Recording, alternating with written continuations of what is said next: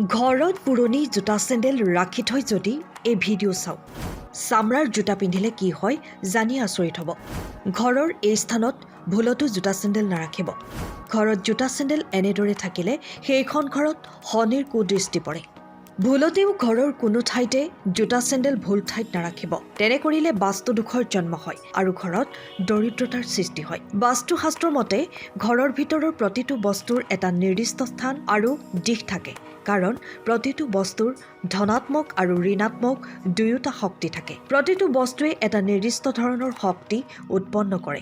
আজিৰ বিজ্ঞানেও এই কথা বিশ্বাস কৰে, যিটো আমাৰ প্ৰাচীন ঋষিসকলে হাজাৰ হাজাৰ বছৰৰ আগতে কৈছিল। শাস্ত্ৰ অনুযায়ী ঘৰৰ ভিতৰৰ বস্তুবোৰ নিৰ্দিষ্ট স্থানত ৰখা নহ'লে নেতিবাচক শক্তি বিয়পাই দিয়ে, যাৰ প্ৰভাৱ পৰিয়ালৰ সদস্যসকলৰ ওপৰত পৰে। বিশেষকৈ 5টা উপাদানৰ লগত জড়িত বস্তুবোৰ সঠিক ঠাইত ৰখাটো বাধ্যতামূলক। ইয়াৰ ভিতৰত পানী, জুই, বায়ুৰ লগত জড়িত বস্তু অন্যতম। আজি আমি আপোনালোকক ক'ম জোতা আৰু চেণ্ডেল ৰখাৰ সঠিক দিশ আৰু ইয়াৰ লগত জড়িত বাস্তুশাস্ত্ৰৰ প্ৰতিকাৰ। জোতা আৰু চেণ্ডেলৰ লগত জড়িত বাস্তুৰ টিপছ। সিঁচৰিত হৈ থকা জোতা আৰু চেণ্ডেলৰ ফলত কি হয়? জোতা চেণ্ডেল ইফালে সিফালে সিঁচৰিত হৈ থকা ঘৰবোৰত শনি গ্ৰহৰ অশুভ প্ৰভাৱ পৰে। সেয়েহে ভৰিত পিন্ধা বস্তুবোৰ সঠিকভাৱে ৰাখিব লাগে। শনিদেৱ এজন অনুশাসনশীল দেৱতা, সেয়েহে জোতা আৰু চেণ্ডেল সঠিক ঠাইত সঠিক ক্ৰমত ৰাখিব লাগে। ইফালে সিফালে সিঁচৰিত কৰাটো অনুচিত।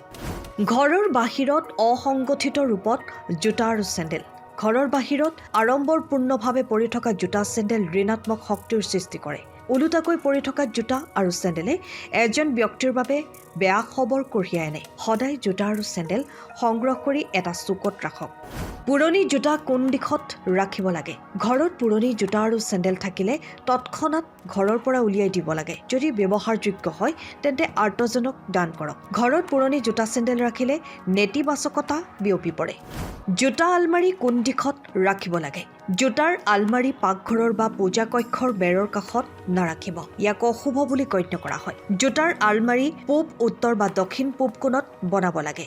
উত্তৰ পশ্চিম আৰু দক্ষিণ পশ্চিম দিশ জোতাৰ আলমাৰিৰ বাবে শুভ বুলি ধৰা হয়। চামৰাৰ জোতা পিন্ধিব লাগেনে? দেৱ-দেৱী পূজা কৰা লোকসকলে চামৰাৰ জোতা পিন্ধাৰ পৰা বিৰত থাকিব লাগে। জীৱ-জন্তু হত্যা কৰি চামৰাৰ জোতা তৈয়াৰ কৰা হয়, যিটো পাপ বুলি গণ্য কৰা হয়। নিয়মীয়াকৈ পূজা কৰা লোকসকলে চামৰাৰ জোতা ত্যাগ কৰিব লাগে। ক'লা জোতা পিন্ধিব লাগেনে? যিকোনো গুৰুত্বপূৰ্ণ কামত যাওঁতে ক'লা জোতা পিন্ধাটো শুভ বুলি গণ্য কৰা হয়। এই কাম কৰি শনিদেৱৰ আশীৰ্বাদ পায় আৰু কামত সফলতা লাভ কৰে। ক'লা জোতা দান কৰাটো অত্যন্ত লাভজনক। ইয়াৰ লগে লগে বাকী থকা কামো সম্পূৰ্ণ হয়। বিচনাৰ তলত জোতা ৰাখিব লাগে নে নালাগে? শুই থকা বিচনাৰ তলত জোতা ৰখাটো অনুচিত। এনে কৰিলে স্বাস্থ্যৰ ওপৰত নেতিবাচক প্ৰভাৱ পৰে। ৰোগীৰ বিচনাৰ তলত জোতা ৰাখিব নালাগে। মূল দুৱাৰৰ সন্মুখত জোতা আৰু চেণ্ডেল। মূল দুৱাৰৰ সন্মুখত জোতা চেণ্ডেল ৰখাটো অশুভ। এনে কৰিলে ঘৰৰ ভিতৰলৈ অহা সুযোগ বন্ধ হৈ যায় আৰু দেৱ-দেৱী ঘৰত প্ৰৱেশ নকৰে। জোতাৰ আলমাৰি মূল দুৱাৰৰ পৰা 2-3 ফুট দূৰত্বত থাকিব লাগে।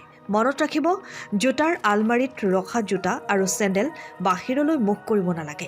আপুনি দেখিছে যে ঘৰৰ ধনাত্মক শক্তি বজাই ৰাখিবলৈ জোতা চেণ্ডেল সংৰক্ষণৰ সঠিক পথ আৰু দিশৰ যত্ন লোৱাটো অতি প্ৰয়োজনীয়। যদি এই তথ্য ভাল লাগিল তেন্তে লাইক, কমেণ্ট আৰু ভিডিঅ'টো শ্বেয়াৰ কৰিব। লগতে কমেণ্টত লিখক জয় মা লক্ষ্মী আৰু চেনেলটো ছাবস্ক্ৰাইব কৰিবলৈ নাপাহৰিব। ধন্যবাদ।